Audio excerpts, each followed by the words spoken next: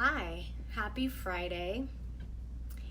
I am going to be sharing my weekly dose of love today as a follow-up to my post last week that I got a lot of comments on and a lot of feedback. So thank you, all of you who commented. The post was about is falling in love a choice? And from the responses that I got, it sounds like falling in love for many people is not necessarily a choice, but the decision to be open to love might precede or make it easier to fall in love, or maybe a prerequisite to falling in love. But there was definitely a lot of people's experiences saying that the decision or the choice to open to love allowed them to later fall in love. So this idea of being open to love, I wanted to talk about that today and how we can do it, because I think that being open to love is easier said and it sounds very simple, but it is not as easily put into practice. So today I'm going to talk about how we can open to love physically, mentally, and emotionally. So if you're listening today, let me know that you're there. And if you want to comment or give your feedback, post in the comments. I definitely want to hear from you. And I definitely am hoping to get a lot of feedback and conversation about this talk today.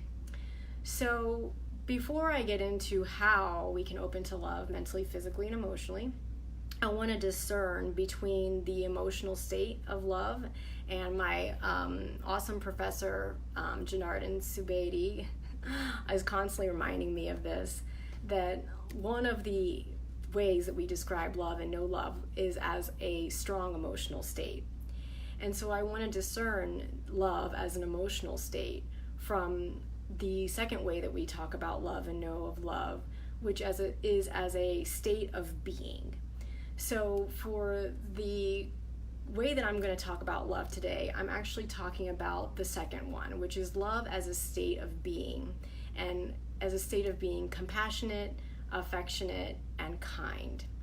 And my belief is that when we can cultivate this state of being of love within ourselves, that it further enhances and enriches our ability to be in relationship or to cultivate the loving emotion that we want to have in relationship. And there's very many ways that we can love another person. You know, there's different love that we have for friends versus family. There's love that we have at the beginning of a relationship. There's a passionate or a lustful kind of love. There's a love that we have after a relationship has been sustained. So there's very different, many types of love. So this conversation is about opening to love as a state of being, and also as a prerequisite and as setting a foundation for being able to cultivate love in relationships. And this is all a kind of a preamble to my online course that's starting in October, which is the Alchemy of Intimacy. So if you're interested in joining me in my challenge of opening to love, tell me give me your name or inbox me, message me, and I'll add you to the challenge. So let's start with how is it that we can open to love as a state of being, and I want to start with the emotional part. And the emotional part for me is, I think, having to begin, people say loving yourself, which maybe that makes sense and you understand what that is, but for me, I think that one of the most important parts of being able to love yourself is being able to trust yourself.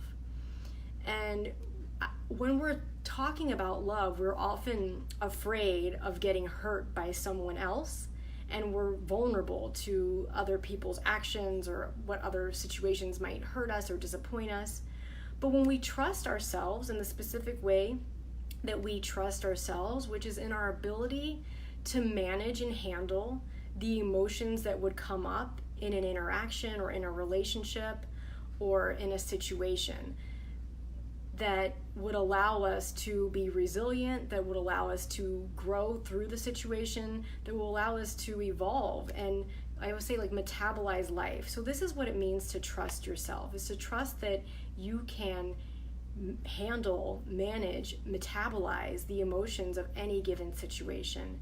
And when you have that, this relates to me, the experience of compassion, because compassion is being able to accept situations as they are, being able to accept other people as they are, being able to accept yourself as you are, which is a very opening experience. The other way that we think of what's happening when we don't have compassion is we have judgment.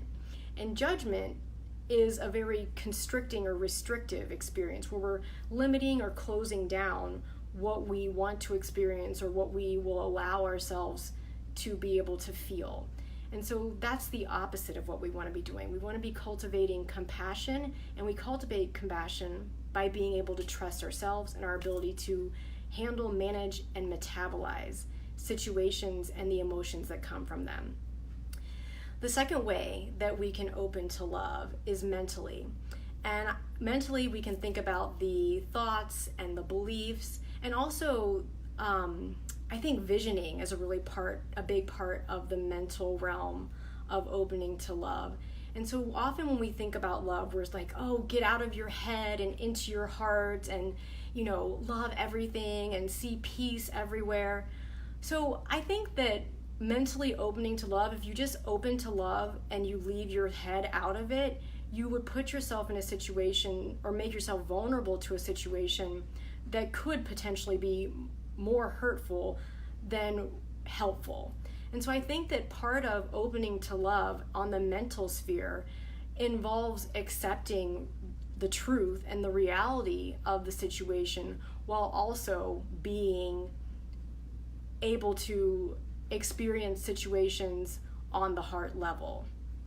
So you're bringing your emotions into the situation, but you're also accepting the reality and the truth of the situations. And you're always asking yourself, what is the truth about this really? What is the truth about this relationship really? What is the essence of this relationship really? You're always trying to understand and accept the reality and the truth of the situation. Limiting assumptions are often conflated with what is actually true. So we're always challenging ourselves to face and accept what's true on the mental level. And that's one of the ways that we can open to love mentally. Hey Manisha, Poonam, thanks for joining me. Melissa, it's good to see you guys. So we're talking about opening to love, and I know Poonam, you had commented last week on my post about is it a choice to fall in love? So would definitely love to hear anything that you guys have to offer about how you have opened to love in your own lives, and specifically what that means. How do we do it? What's the practical way that we can open to love? And I just spoke about the emotional ways that we can open to love, which is by being able to trust ourselves, being able to, on the mental level, accept the truth in situations, being able to accept reality, and find truth, even though it may not be hurtful or painful to live in truth. And then on the physical level, I love that the idea that love is a practice. And so it's not just something that comes to you and it's either here or not here. Love has to be a practice that you engage in.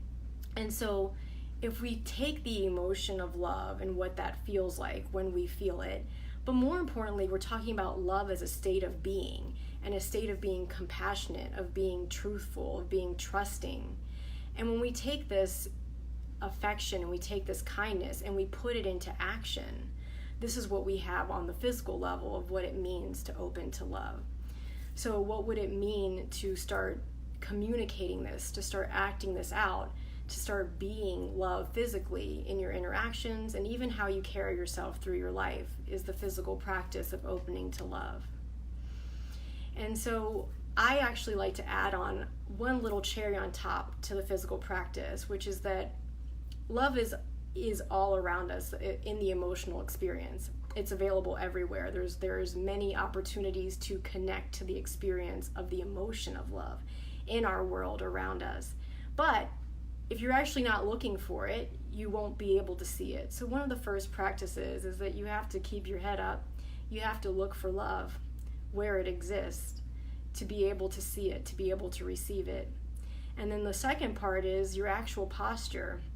So if your posture going through life is like head down and chest closed, heart closed, it's really hard for something to get in to your actual heart space, for you actually to physically feel that. So I really would like to share the practice of opening up your heart space physically, letting in a little bit more breath, and even noticing what that does to not just the emotion of love that you can feel in relationships, but what does that do to your actual experience of your being, the experience of yourself, of feeling compassionate, being full of compassion for yourself, for your life, for others, and also the emotions of affection and kindness. So I want to actually ask you to try to notice what that feels like to actually open your heart space, stand up a little bit taller.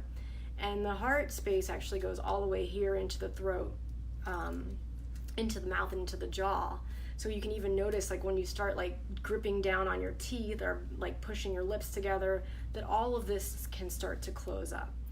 So starting to open the heart by even a simple smile, which comes out through the eyes, is a very simple practice that I want to give you guys on the physical level. So there you have it. 3 practices, 3 ways that we're opening to love on the physical, mental, and emotional level. And thank you guys so much for sharing. Hey, Jazz. Hoping to see you tomorrow, share some love with you. Thanks you guys so much for listening. Like I said, if you want to join me in my 10-day challenge to open to love, inbox me, private message me, comment below, and I'll get you linked up to our challenge. All right, well, I hope you guys have a lovely weekend, and I will see you guys next time.